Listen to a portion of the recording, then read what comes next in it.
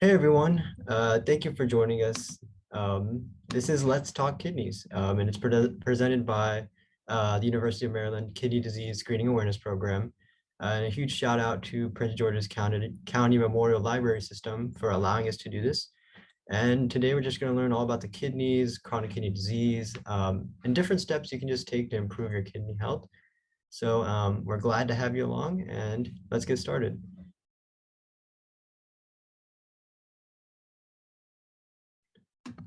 So just to introduce everyone that's here, I'm Amar. I'm a current student here at the University of Maryland, and I'm part of the Health Education Committee here at KDSAP. And if Tevin, you want to introduce yourself? Yes, my name is Tevin. I am also a student here at the University of Maryland and a member of the Health Education Committee. And we also have Sanam joining us, and she's helping us out with the tech side of things. And cool. And so a little bit more about us on the next slide. So we are, as I mentioned, we're the Kidney Disease Screening Awareness Program. And just in a nutshell, we're a student-run organization, and we partner with physicians and community members. And our goal is ultimately to provide free kidney screenings and health education with a focus on underserved populations. And the reason we do this is kidney disease and renal failure. It's actually the 9th leading cause of death in America. And a bigger issue is, as we'll talk later, chronic kidney disease is a silent disease. And that makes it really dangerous. And we'll talk about that later. So our goal is just to educate people on chronic kidney disease, kidney health, and mostly underserved populations, including Asian Americans, African Americans, and Latinx populations. And that's our main motivations here at KDSAP. And then continuing on, again, we're just a group of undergraduate students here at the University of Maryland. We, as I said, we work with local communities. And the main things we focus on are doing health education workshops such as this one. In the future, we'd also love to do kidney screenings where we'd bring people out and screen people using blood pressure and other tests to test people and do different kidney screenings in the future. And mostly just making connections with the community here in Prince George's County, just so we can educate everyone and provide a service regarding kidney health. And again, so the main two things we do here at KDSAP is we focus on, of course, community outreach screenings. And that's in the future where we'll do different kidney screenings. And hopefully next semester in the fall is where we look to start that off. We also do kidney health workshops where we will raise awareness of CKD, where we'll workshops such as these, where we'll also communicate different lifestyle changes one can make to improve their kidney health. And we also have a strong focus on health education, where we educate our own members on how they can be a better asset to their communities and how they can raise awareness on health literacy as well. And we have connections with many different organizations, of course, such as Prince George's County Memorial Library, and also many different other organizations, such as the National Kidney Foundation, American Kidney Foundation, and many different organizations which we partner with. And that's just a little bit about us here at KDSAP. And just getting to the actual presentation, our agenda. So the main things we're going to focus on, first, we're just going to go over the importance of the kidney and the different roles of the kidney. So just a brief little overview on that. And then we'll go more into kidney disease and the different dangers of it, the different symptoms of it, and the different ways it manifests. Then we're going to hop into the risk factors, things that make someone more likely to have kidney disease. And finally, the most important step of all this, the most important part of this presentation, we could argue, is the different prevention steps that we can take right after we watch this presentation. So that's the basic outline that we'll be going through. So first, just a little bit about the kidneys. And so the first thing we're going to do is we're going to play a quick little game on the next slide called Two Truths and a Lie. So we have 3 statements up here. One where it says, the kidneys remove waste products from the blood, which is A, and B, kidneys help make white blood cells, and C, kidneys help keep the bones strong. So two of these statements up here are true, and one of them is a lie. Um, and so just take some time right now and jot some notes down and just think to yourself, which of these two things do you think the kidney has a role in? Is it A, removing waste products, B, making white blood cells, or C, keeping the bone strong? So just take a couple minutes. You can pause the video right here and do that.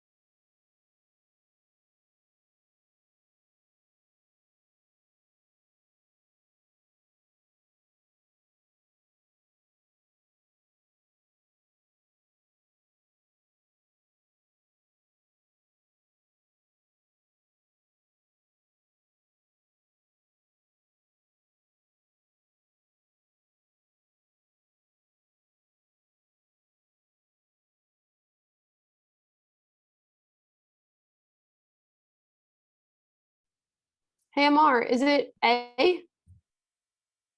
That is definitely a great answer, removing waste products from the blood, but there actually is another answer as well, but good job.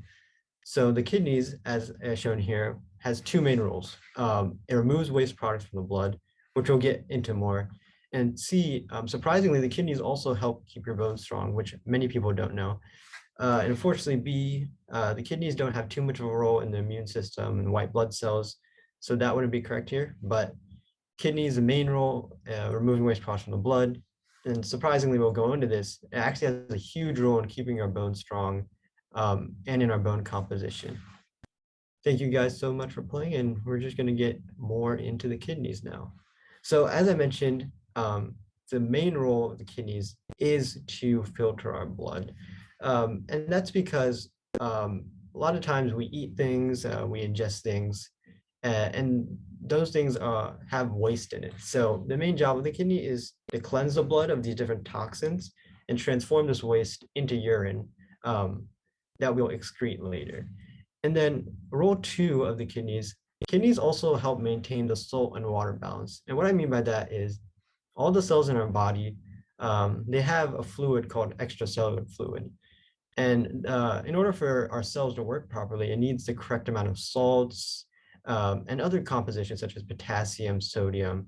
And the kidneys are really central in maintaining these correct balances. And they do this through different hormones and other different messages that we won't go too much into, but just it's important to know that the kidney is really important in maintaining like salt balance and other stable compositions of other different ions in our cells. And then role three is, as I was talking about the hormones, the kidney also secretes a number of very, very important hormones. And just for example, one of them is called renin, and renin helps keep our blood pressure normal. So without our kidneys, our blood pressure, there can be huge complications in that as well. And then again, as I was mentioning about bones, kidneys play a huge role in bones as well. And that's through keeping different calcium levels and phosphorus levels and help maintaining our bone structure. So those are the three main roles of the kidneys that we should know for now. And so now that we know more about the kidneys, we can go a little bit into kidney disease. And the main one that we'll be focusing on is called chronic kidney disease, as we'll refer to it as CKD. So just very basically, CKD can be defined as a gradual loss of kidney function as disease, a gradual loss of kidney function as kidneys are unable to filter blood properly. And there's many different reasons why this can occur. One possible reason is diabetes. Diabetes is when someone has really high amounts of blood sugar, and high amounts of blood sugar make the kidneys have to work a lot harder. And when the kidneys work harder, it can cause them to be damaged and start leaking. So when they leak, they can't filter the blood properly. So high blood pressure plays a huge role in causing chronic kidney disease. There's other factors, but the main important thing that we should know is something is causing the kidneys either to work harder, it's not allowing it to filter blood properly. And this can be bad, as we mentioned before, because then the toxins and the waste, they're not being filtered out properly. Our cells, they're not getting enough of salts that they need, or even very importantly, that we're not retaining enough water. So the kidneys are just not able to do its job properly. So that's the main gist, or the main idea of chronic kidney disease. And chronic kidney disease, what's very important about it is it comes in different stages. And that's also part of what makes chronic kidney disease very dangerous as well. So if you look on the slide here, we have a nice little infographic that explains it well. So the first two stages, there's very little loss in kidney function. So you see stage 1, we still have mostly normal kidney function. Stage 2, still, there's only mild loss of kidney function. And then stage 3 and stage 4 and stage 5, that's when it really gets bad and when the kidneys really aren't doing their job. And that's when you need to go through something like dialysis, which is where someone is just hooked up to a machine to help the kidneys filter blood. Or even in stage 5, that's where you would need a kidney transplant. And what makes it so bad is when someone has chronic kidney disease, usually in the first 2 stages, they don't really know. So you guys can see it has really low CKD awareness. And the reason that is not good is because then, doctors and others, and the people that have chronic kidney disease, they don't really get a chance to make those lifestyle changes. They don't get the chance to get the treatments they need until much later, where it gets a lot harder. So that's really important point about chronic kidney disease is these different stages. The early stages is very low CKD awareness, while the later stages, there's higher CKD awareness. But by that time, it is much harder to treat chronic kidney disease and make the changes that are necessary. And here's a graph that explains it much better than I did. So if we look on the y-axis, we have the percent of CKD awareness, and the x-axis is just a cohort.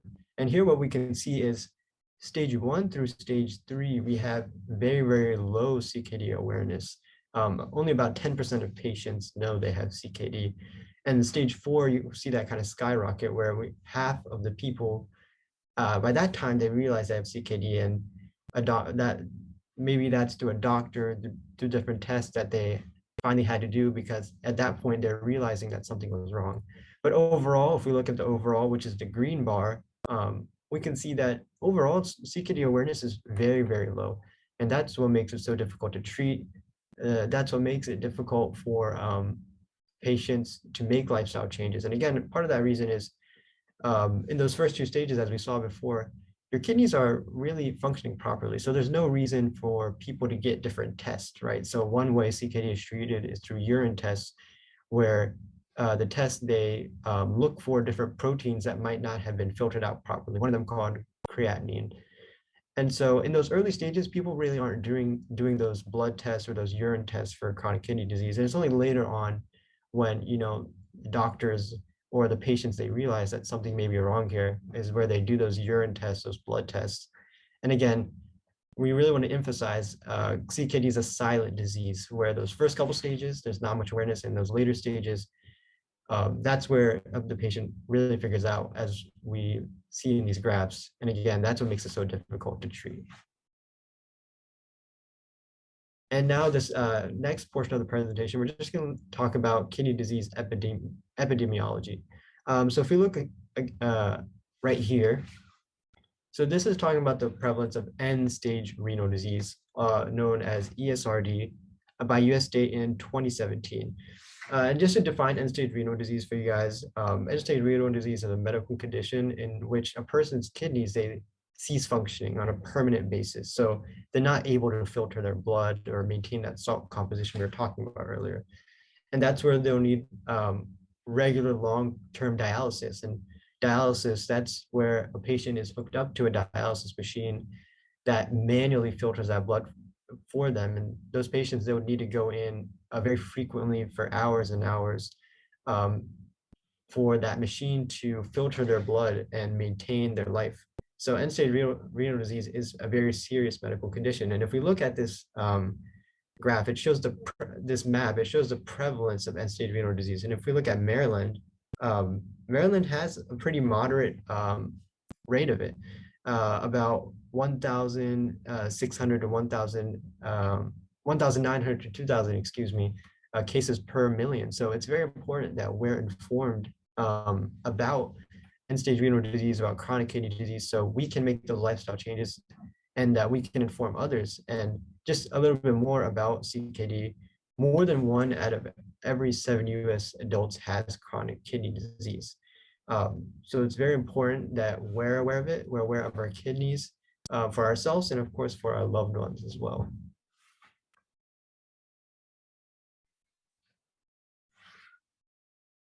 And something, as I was mentioning before, that's very important about chronic kidney disease is the prevalence of kidney disease failure. It disproportionately affects different underserved populations or minority populations. And this is very important. As we look on the slide right here, we say the prevalence of kidney failure is 3.7 times greater in Black populations, 1.5 times greater in Asian American populations, 1.4 times greater in Native American populations. And we can't get into all of this right now, but a huge part of it is just different health disparities, such as access to healthcare that someone can get, access to the quality of healthcare that someone could get, just the health literacy that one is provided with. And so there's many different health disparities that causes these different populations to disproportionately have kidney failure, chronic kidney disease, which makes it really important that we spread knowledge of chronic kidney disease to these different populations, especially if one wants to go into healthcare and medicine. You know, part of that is treating those who need it the most, those who are underserved. And just so you know where we got this information from, the sources from the National Institute of Diabetes and Digestive and Kidney Disease. So they did a study, and this is the information that they found. So overall, the health inequities, barriers to equal access to healthcare, we see that kidney health really affects these different populations, and it's important that we know this so we can inform others and inform ourselves of this as well. And even more, just as relevant is COVID-19. We all know with this pandemic that's still going, COVID-19 has been a huge part of our lives, and it doesn't stop just at where it is. It can affect different parts of our lives, even in our kidneys. So COVID-19 infection, it can cause a significant risk of acute kidney injury, which is not exact chronic kidney disease. Chronic kidney disease is the gradual loss of kidney function, whereas acute kidney injury, or AKI, that would be the sudden loss of kidney function. And that's very important as well, because if you have sudden loss of kidney function, it can eventually lead to greater risk for the different diseases we were talking about, such as chronic kidney disease, where you would have to go on dialysis. So, and COVID-19 is affected, the reason that COVID-19 can affect our kidneys is that many patients with COVID-19, excuse me, their immune system really gets affected by this. And because of that, eventually, we won't go into too many of the details, but this can also affect our kidneys as well. And what's also important about that is patients who already have CKD or are already on dialysis, they already have a weakened immune system. And then they also have a higher risk for contracting COVID. So it goes both ways, where COVID-19 infection can affect our kidneys, and also COVID-19 can also affect those who already have chronic kidney disease. So it's very important, not just kidney health, but health in many different aspects, such as we can see even in COVID-19, there's many relationships with kidney health, which shows even why we should pay attention to our kidneys even more, because it doesn't just affect, as I was talking about, filtering the blood and salt composition. Right here, we can even see COVID-19, it can even affect contracting COVID-19 as well. And we're going to take a quick little break from me talking so much. So again, we have a quick question right here. So this question is, what are the two biggest risk factors for chronic kidney disease? A being 60 plus years old with heart disease, B, which is diabetes and hypertension, and C, which is heart and obesity. So again, you can just take some time, pause the video, jot down some notes, and just think about what you think, based on what we have talked about, what are the two biggest risk factors? And Noah, if you want to give it a shot as well, what you think. I think it's B. Think it's B? Okay, we can look on the next slide, and it is B. Good job. So as I was mentioning before, diabetes and hypertension, which is high blood pressure, has a huge risk for chronic kidney disease. And again, the reason why is because when you have high blood pressure, your kidneys have to work much, much harder to filter out your blood and to push that blood out. And so again, that when the kidneys work harder, that can cause it to damage, and it causes leakage, and eventually it won't be able to filter properly. And even though these are the two biggest risk factors for chronic kidney disease, there's many, many different risk factors. There's heart problems or stroke, obesity, family history, and your genetics has a huge role in chronic kidney disease. Different behaviors such as tobacco use, and age as well. As you get older and older, your kidneys slowly they start deteriorating in the function. So these are the two most important: diabetes and high blood pressure. But it's also important to know that there are many, many different risk factors for chronic kidney disease. And we're going to take a quick break from this presentation and to present you guys a skit about the symptoms of CKD. So the video is going to pause. This presentation is going to pause, and here's a skit from a couple of our members from KDSAP. Let's eat. How does pasta sound? I'm not really that hungry. I'll just have a sandwich or something. Oh, are you feeling okay? I'm okay, just a little tired. Are you sure? You don't seem that well. Yeah, I've been feeling very nauseous lately. I don't know why. Did you visit the doctor? No, not yet. I haven't been able to sleep all the past few days. I was too tired during the day. How long have you been having these symptoms?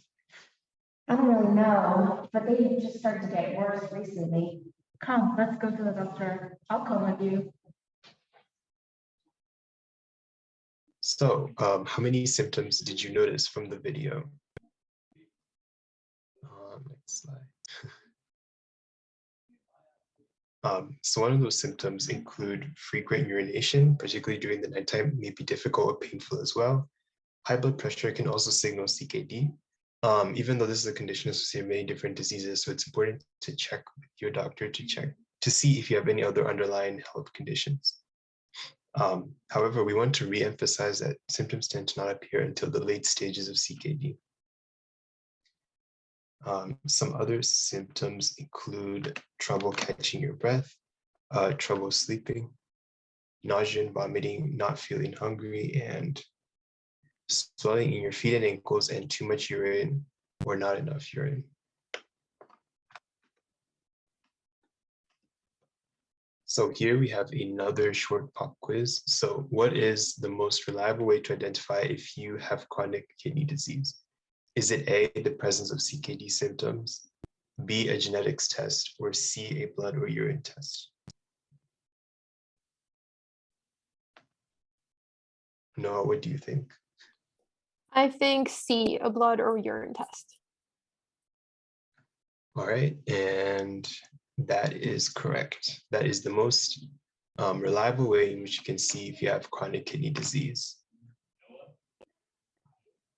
So genetic testing is available for many kinds of kidney disease before there's a change in blood or urine tests. Blood and urine tests show how well the kidneys are doing their job and how quickly the body wastes are being removed.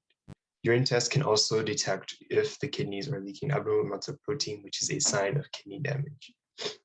An example of one of these blood tests is serum creatinine, which looks at the amount of creatinine, which is a waste product from muscle use. And as kidney disease progresses, the level of creatinine in the blood rises.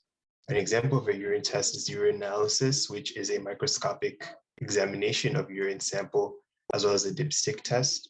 And this strip changes color in presence of abnormalities in the urine, such as protein, blood plus bacteria and sugar. And a urinalysis can help detect a variety of kidney and urinary tract disorders, including CKD, diabetes, bladder function, infections, and kidney stones. However, we just want to re-emphasize once more that all of this is preventable. Okay. All right. So we want to re-emphasize that all of this is preventable. However, many people are fearful of visiting the doctor's office because of stigma, past experiences, and historically discriminatory behaviors on the part of medical professionals. This kit will show them how to remember phrases or ideas that could increase the chance that they get the care that they need and that they're taken seriously by medical professionals, which is an issue in communities with low health literacy. So now we'll take a break to watch the following skit. You must start exercising if you want to reduce the risk of getting kidney disease. It's so hard to exercise during the pandemic. You have to wear a mask and there's always people around. I'm sure you can find a way.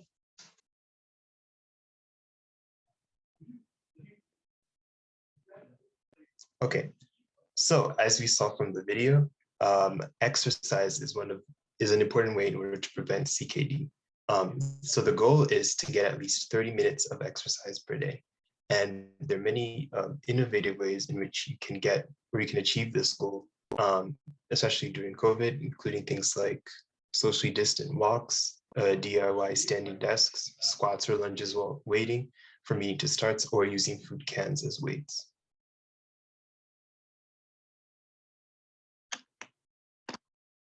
Another thing that we can do to prevent CKD is work on healthy nutrition.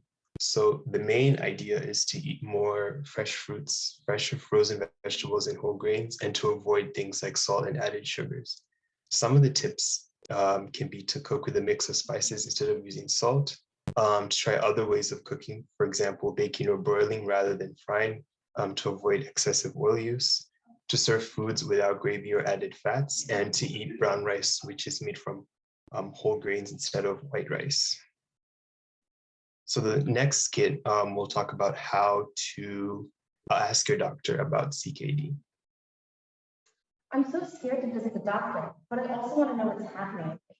The last time I went to the doctor, they didn't really understand my problems and seemed to judge me. I heard that some doctors don't treat their patients well. I don't want to deal with that kind of situation. What do I do? Don't worry, not all doctors are like that. When you go to the doctor, make sure you calm yourself down first. And there are many possibilities for why you have those symptoms, so don't jump to conclusions. Try to be as specific as possible when describing your symptoms. This will help the doctor to better understand how you feel. What if I don't feel comfortable sharing something? That's okay, just tell them if you're feeling uncomfortable. Okay. When I went to the doctor last year, I had many questions. They were saying so many things at once, and I couldn't understand any of the medical terminology. Oh, that would make me so anxious. Yeah, I was anxious, but I just asked them to slow down or repeat what they were saying. I asked to explain what everything meant. The doctor was very patient and explained everything clearly to me. That's great. Yes, so don't worry. Just remember to ask and clarify everything you are confused about. Stay calm. Okay, thank you so much. I feel more relieved now. Okay, and then, all right. So this part of the presentation is trivia. So we will pose questions about kidney disease, and we will then go over these questions. So first question is, what foods did your doctor tell you to avoid eating too much if you have chronic kidney disease? Is it salty foods like smoked meats, canned foods, frozen dinners, foods high in phosphorus and protein, foods high in potassium, or all of the above? Nora, do you have any thoughts? I think it's all of the above. Yes, you're right. It is actually all of the above. So the reason behind this is that sodium, for example, causes a buildup of sodium would lead to fluid retention, so swelling and high blood pressure in the kidneys. Too much phosphorus can reduce calcium and it makes bones weaker. And too much potassium leads to lack of regulation of heart rates or causes irregularities within. And too much buildup of protein can result in protein in urine, also known as proteinuria.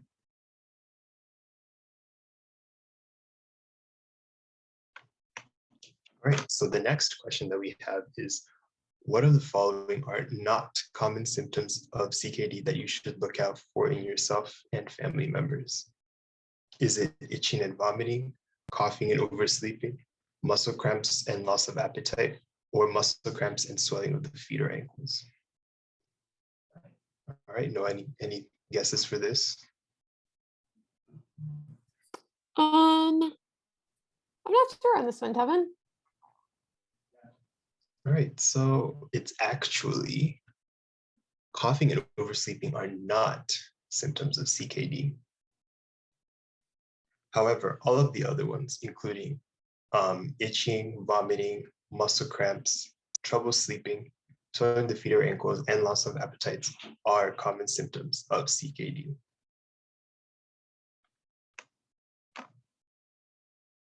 All right, we'd like to thank you for paying attention to our presentation and for the skits. If you'd like to learn more, we have QR code here. You can scan for more resources. And we also want to direct you to some of the other websites, which we got some information from, including the kidneyfund.org and kidney.org. And all right, thank you, everyone.